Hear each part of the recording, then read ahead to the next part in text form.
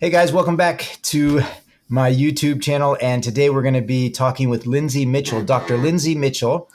She is the founder of the PAVE Group. She's a sports psychologist.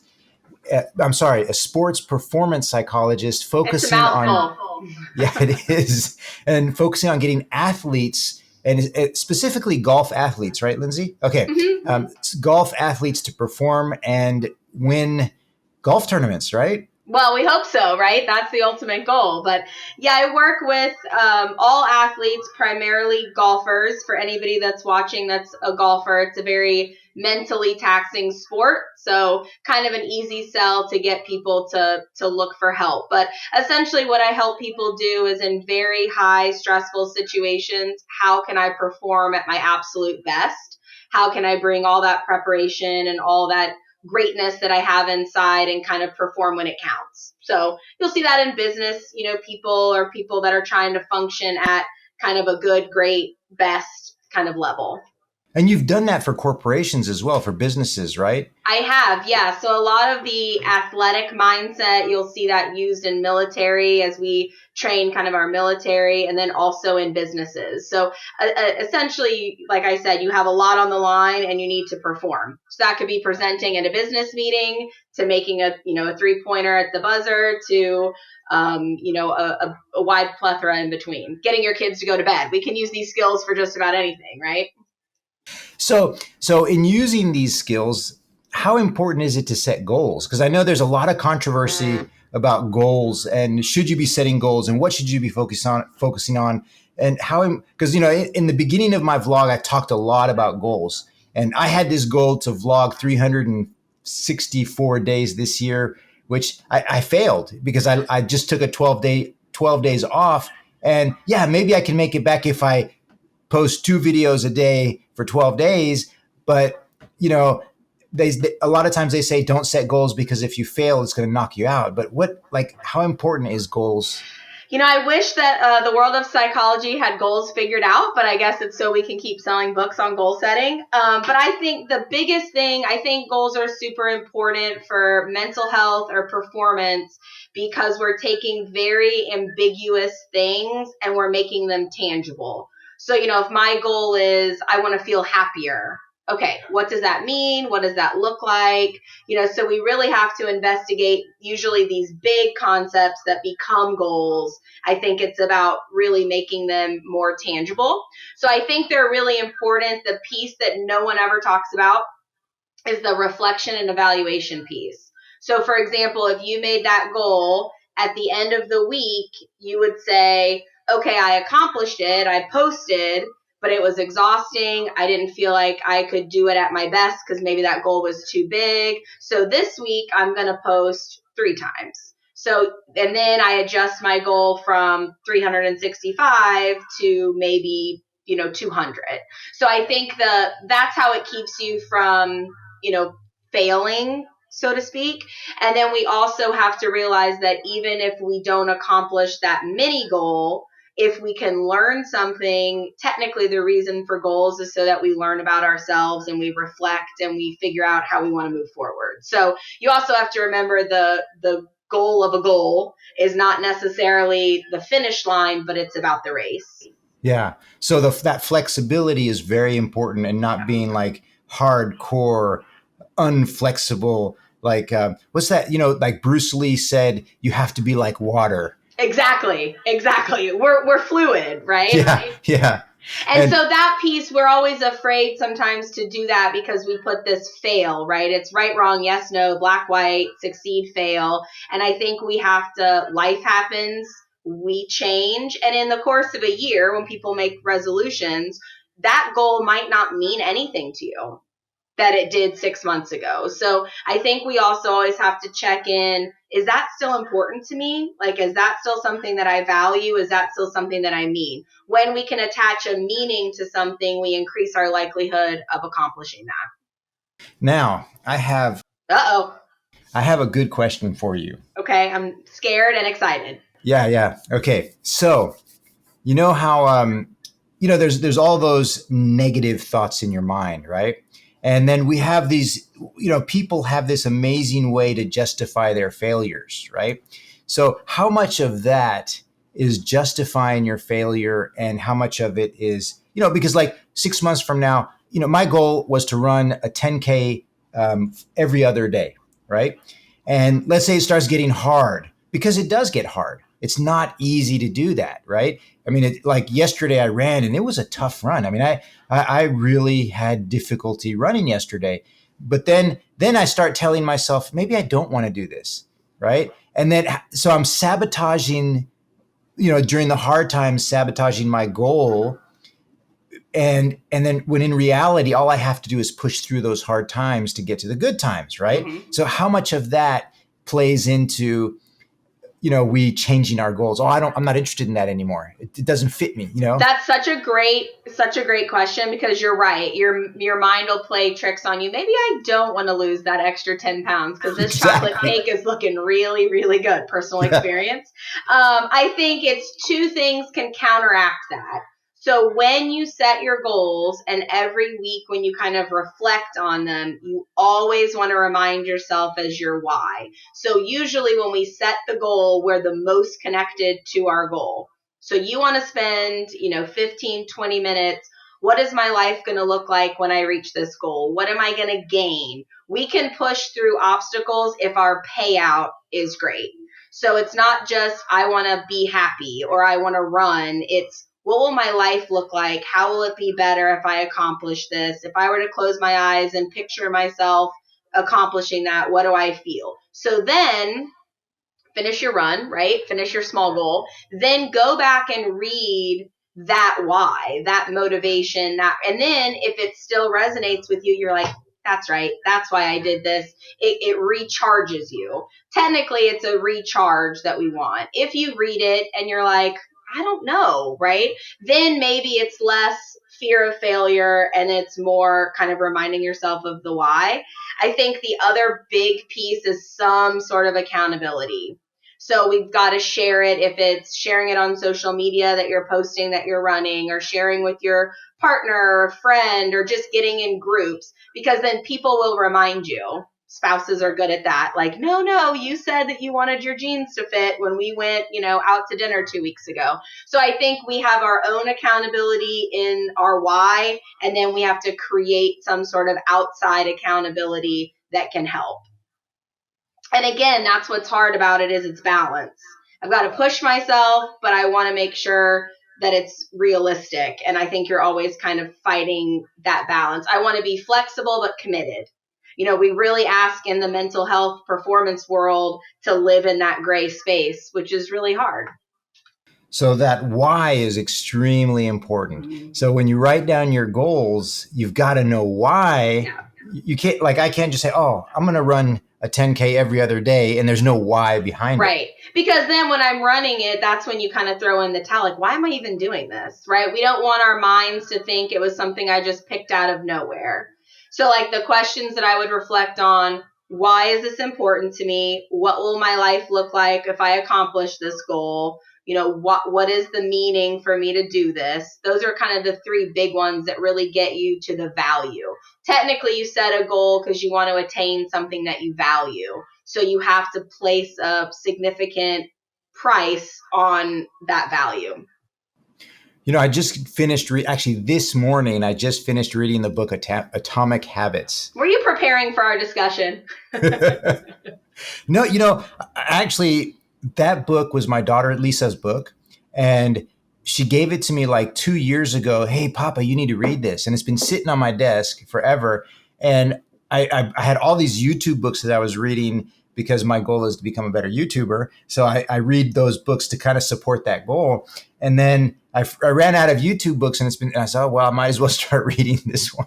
Well, it's funny about Atomic Habits. That book came out a while ago, like probably when Lisa got it, came out 5 or 6 years ago. And just in the last 6 months, it's gained traction again. It's gained popularity again, because I read it a long time ago and then have reread it. So that's the one thing that will remind you goals are always relevant. It's just about trying to keep it customized, and people will come in and out of the philosophy.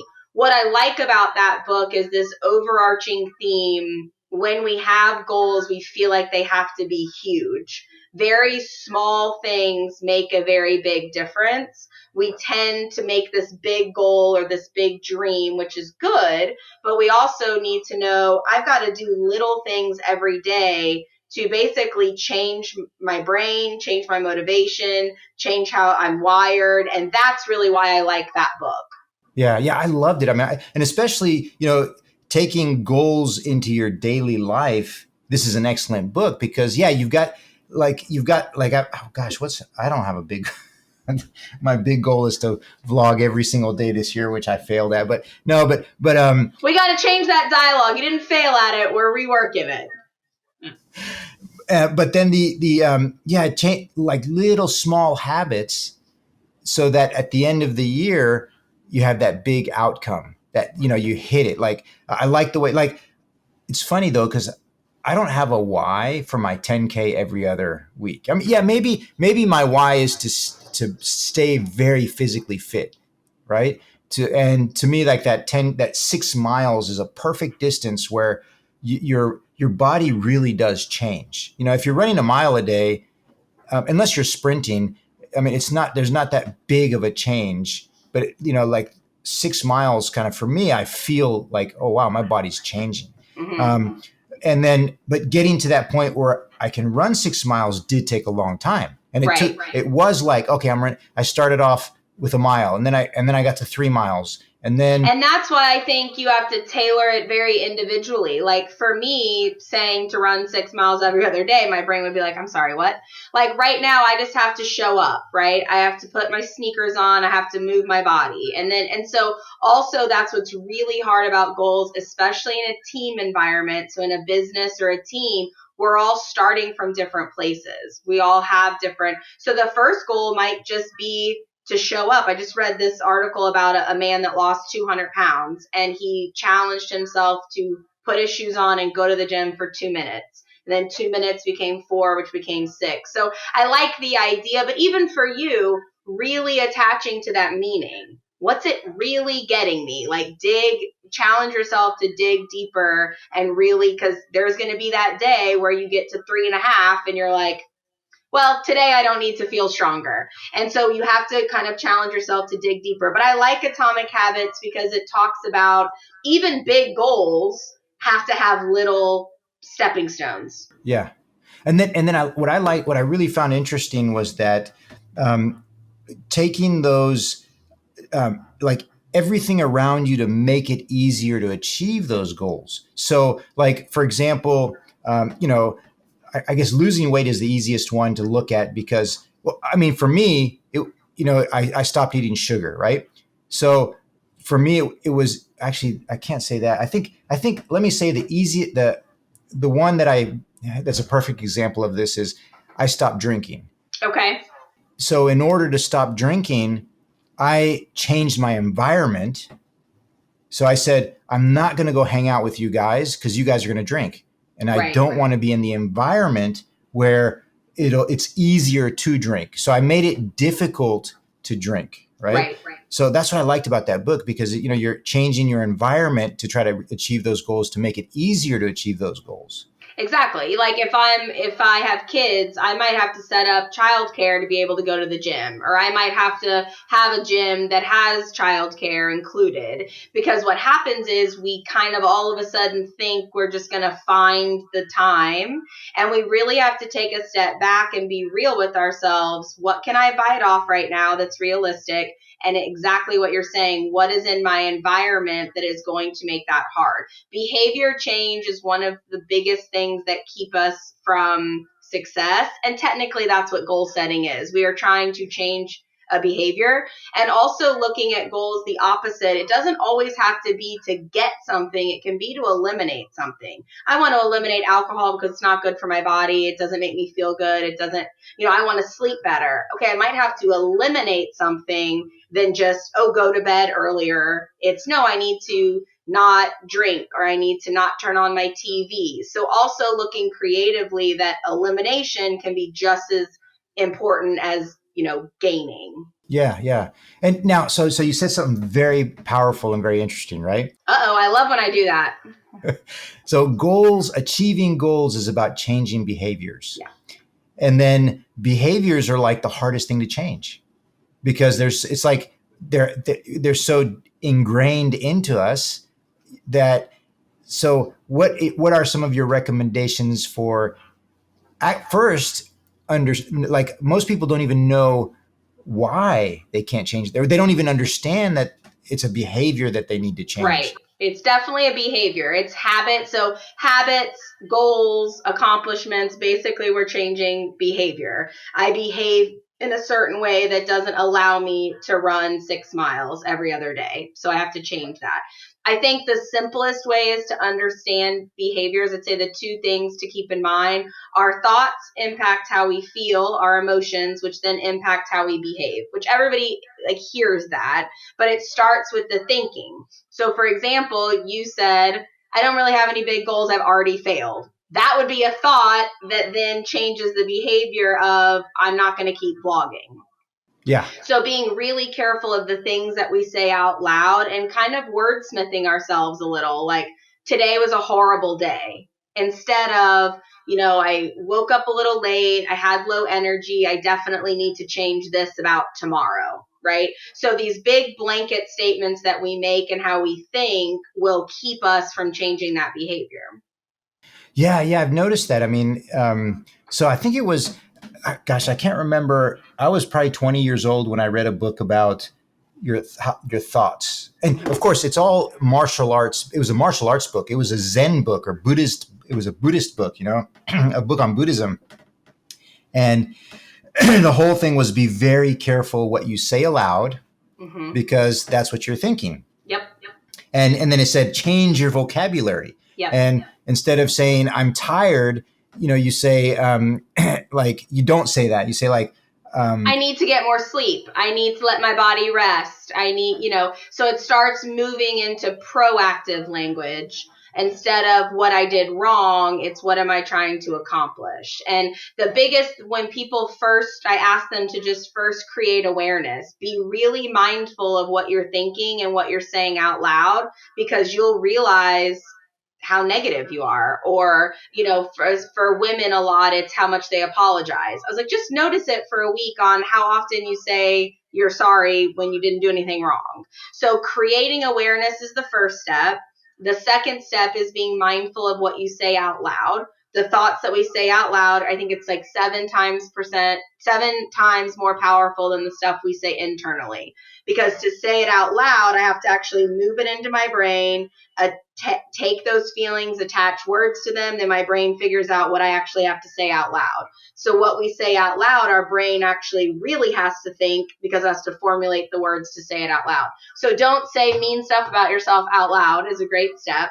And then that will slowly develop into a habit. So the first habit that we usually have to break when reaching a goal is the thoughts. Yep. And nobody does that. Like no one's New Year's resolution was to like have more positive thoughts. And so, and again, it's not even that it needs to be positive. It just needs to be a little less negative. We're very hard on ourselves. And when you start to really take note of that, you'll realize that, the biggest obstacle is probably how you talk to yourself. Yeah, I've noticed that. I've noticed that we're much harder on ourselves. And it was something you said to me a while back. And that you have to be able to forgive yourself just like you forgive other people, because we tend to forgive other people much so faster. Easy. I would not be friends with the version of myself that talks to myself. I'd be like, you're kind of like a jerk friend, right? Yeah. We're so much so, I think in any sort of goal setting or when we're trying to accomplish something or shift our mindset, I almost think if we look at goals as a change in mindset, we have to be very kind to ourselves. We have to speak to ourselves kinder, because we are changing something, which is a big task, which means we're going to have pitfalls. We're going to have things that don't work. If it was that easy, then it wouldn't be that great when you accomplished it. And then I heard this saying. It was I can't remember who said it. I know I've said it before, but I think it was like Jim Rohn or something like that. It's not, I guess the accomplishment is not the achievement of the goal, but who you've become to achieve that goal. Absolutely. And that's exactly, what you said about behaviors, changing your behavior, because that's the true accomplishment. changing your behavior, not reaching that goal. Right. And so if my goal is to run that 10K every other day, if I have a day where I don't, let's say my brain stopped me and I was like, I don't want this anymore. Then what you want to do is reflect on that. What made that hard? What was standing in my way? What do I want to do differently to try to make it easier the next day? It's not getting stuck on, I didn't finish the 6 miles. It's, okay, what did I learn? What was my body telling me I needed? It's that self-compassion and reflection. And then it's like, okay, now I'm ready to go run 6 miles 2 days from now because I'm stronger, more aware. I know what I need. That's technically accomplishing the goal, but we get stuck on that very absolute that on Tuesday I fell short. Yeah. So this is how you train your athletes, huh? Mm-hmm. Exactly. Because in performance, especially elite performance, you could have a day for a golfer, but that shoots 80 and comes in last place. The very next day they could win. So it's about, what did I learn from this experience? How can I get better? And what do I want to take with me? But more importantly, what do I want to leave behind? It doesn't serve me to beat myself up for what I didn't do yesterday. It serves me to figure out what it is I'm trying to do today. So failure is a very important part. And you are going to fail. And then how can we help ourselves? Because that's a mental issue too. That has to do with mental health. Failing can affect your mental health. So how do we overcome that? You have to take something away from a failure. You have to learn, you have to grow, you have to take something away so that our mind can reframe it as not a failure. It can't be a failure if I learned something, if I grew, if I changed, if I can take something away. I didn't fail, I just didn't reach that finish line. I had to kind of adjust and take something away. So failures after a while can impact your mental health if we're not constantly at every failure or at every disappointment or every less than amazing day. We have to reflect and reevaluate. Have to. Because if you're going to perform at an elite level, it's not always going to go according to plan. A couple of years ago, I had this goal to win the lottery, and I failed. And I failed, and I failed. I mean, I literally failed every single time I bought the lottery ticket. So. What did you learn from that failure, Erik? Well, I learned that the odds of winning the lottery are very small. And that would be a goal that would be outside of your control. So we would want to. I'm getting on that topic. So how important is it to understand setting goals with things you can control versus things you can't control? Because definitely if you're setting goals on things you can't control, that's going to affect your mental health. Yeah, so it's very important to then look at, some people will say, I want to have a better relationship with my kids. Okay, we actually would have to break that down into, you can only take that relationship so far. So if you say, I'm going to check in with my kid once a week, and they never answer the phone, okay, I'm probably not going to get a better relationship with my kids that way, but I'm still trying. And then circling back, okay, I'm going to talk to them. Maybe that's not a great way to communicate with them. Maybe it's texting. Okay, I try that. So it's also knowing when we take something that's outside of our control a little bit, we have to build in flexibility, alternatives, and the ability to adapt. The adaptability and the resourcefulness component of human nature is a part of the goal process. In some ways, we simplify the goal process because that's what sells books, right? I need a form, I need to fill it out, I need to feel good about it. But in reality, you're encompassing behavior change, flexibility, resourcefulness, adaptability, kind of all of those components, which don't sell books, but it's the way to get it done. Yeah, isn't that interesting? the things that the things that sell books is not necessarily what works. What works, yeah. If there was an amazing goal-setting book, then we wouldn't be having this conversation. And what I always tell people, whenever you buy a resource, pick and choose what works for you. Read the subheadings, read the table of contents. Okay, this makes sense for me, and you kind of create your own customized manual. So read 3 or 4 different books and kind of develop your own. The more customized a plan can be, the more success you're going to have, because you know yourself the most. You're the expert. You're just looking to fill in the blanks of the stuff you don't know to then create your own plan. I love what you said about, okay, so making sure you have your why, and then have some accountability partner. Yep. And then, of course, reviewing your progress on a consistent basis, right? That's huge. Yeah, I really like that. I mean, that's powerful because, first of all, those reviews, like you said, helps you focus on why you failed, so you come out of that failure with a success, so you feel better about it, and then which helps your mental health overall, and then it helps you get closer to your goals faster. Yeah, you enjoy the process, right? The journey. Yeah. And then it also makes that more deliberate, right? So I know, like in Atomic Habits, it towards the end, it was like, yeah, you can build a habit, but then you won't grow. Right. Like you kind of stagnate because it's just a habit. Like I'm running every day. I'm running every other day. I've built the habit of running every other day, but I'm not improving. Right. I'm not, but if I review, like yesterday was a really hard run. Why was it a hard run? Oh, I know why. I got a stomach virus. I started. That'll do it. Yeah. And I really felt it. And I'm like, okay, but I don't know why I got the stomach virus. I don't know what I ate. But I mean, your physical body will have days and moments where that's not it. And then maybe one day you're crushing it, so you add an extra half a mile. Like that review doesn't always have to be negative. It can be, you know what, I think I'm going to push myself a little bit to Atomic Habits. This habit is now not serving me. I'm going to up the ante a little bit. Yeah.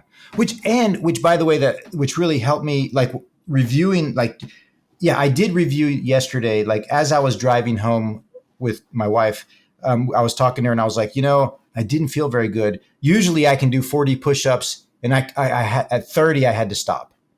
And then I was like, yeah, I have this stomach virus. So in a sense, I was doing what you're saying. I was reviewing, right?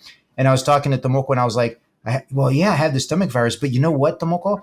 I did 40 push-ups and I did run the 6 miles. And even though I felt terrible doing it, instead of thinking, oh, I don't want to do this anymore, I'm thinking about, just like you said, Lindsay, the next time I run, I'll probably feel much better and I'll probably run better because I pushed through that really hard time. And I guess athletes do that all the time. They're sick. They have, like, there's tennis players that, I remember this one tennis player, he had diarrhea and he was playing at the Open.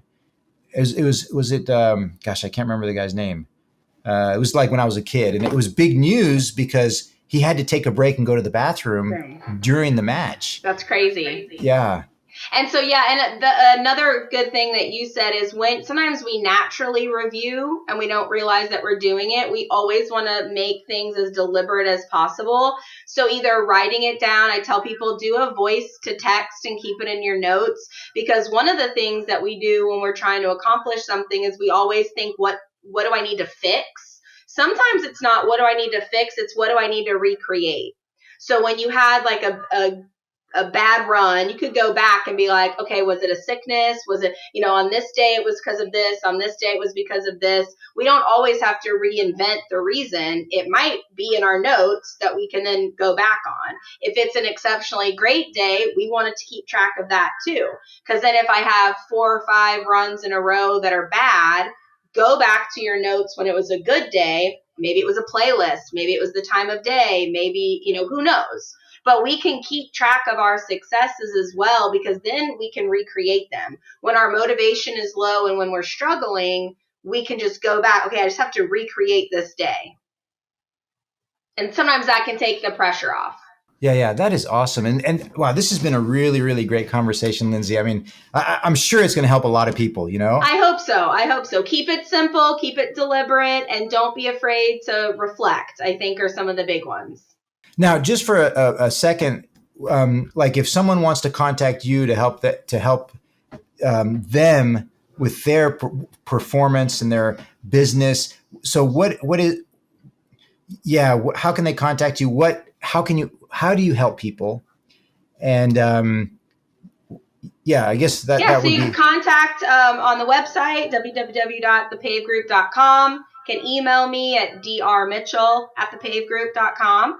Those are the easiest ways to kind of get a hold of me. And I think as far as helping people, similar to what I said, we keep it really customizable. Sometimes some of the things that we're talking about, figuring out the why, figuring out the motivation, people need just someone to bounce ideas off of. So it can be as simple as that, can be as concrete as creating a plan, being the accountability partner. So I meet with people sometimes every week if they're really trying to push themselves. Sometimes it's once a month, sometimes it's every other month. So just kind of creating where you're at. So anything that you heard today that struck you, that's probably your starting off point. So if I said, hey, I just got to just show up, and you're like, that's where I'm at, that's where your roadmap starts. If you're like, hey, I'm halfway through my goal and I feel like I failed, okay, then that's going to be your starting off point. So whatever resonates with you when you listen to a podcast or a YouTube or read, wherever you get a gut, like, ooh, that makes sense, that's probably where I call it your mental health map probably starts. So then depending on where you are on that journey, and I had someone tell me yesterday, I have no idea where I am. I'm like, that's a great place to start. That's where we're going to start. Then you start from there and we build. I do group stuff. I do couple stuff. I do team stuff. Anyone that comes to me and kind of says, this is where I'm at, we kind of build it accordingly. My goal is to get a little bit more YouTubing as well. So maybe I'll follow in your path. So what is your specialty? Like, because I know, like, gosh, how do you say this? Like, who's your ideal person that you work with? Is it a golfer? Is it a business executive? You know, Yeah, I don't know that it's necessarily what they do that makes them ideal. I mean, I obviously love to work with sports-minded people or people that are trying to be at a very elite level. So your businessman, your athlete that's like, hey, and that can be anything from, it can be a high school golfer that's trying to go play college, it could be a college golfer that's trying to go pro. It could be a CEO that's trying to run a bigger company, or it can be a businessman that's trying to become a CEO. But the idea is that it's people that are solution oriented. So I'm not going to be a therapist or a psychologist that's going to talk about your hopes and dreams for 8 years and, how your mom like upset you. There's a time and place for that, but very action oriented, solution focused. The goal is in 6 months, you don't need me anymore because you've got all the tools, you've got it figured out, and then you just need me for kind of maintenance. So definitely a self-driven person. Doesn't necessarily mean that you have to have all this awareness. We can create that, but I think a willingness to create it. okay, yeah, that's awesome. That's the answer to the question I was trying to find. Oh, good, perfect. So how do I ask that? I don't know how to ask that. I'm not a very good interviewer. Hey, you're a great interviewer. We got there, didn't we? Hey, that's the negative self-talk that we've got to eliminate. You did a great job. We got to the answer. So Yeah. Okay, so Lindsay, thank you so much for today. Thank you so much for having me. I really appreciate it. I can talk about this stuff anytime you want. Awesome.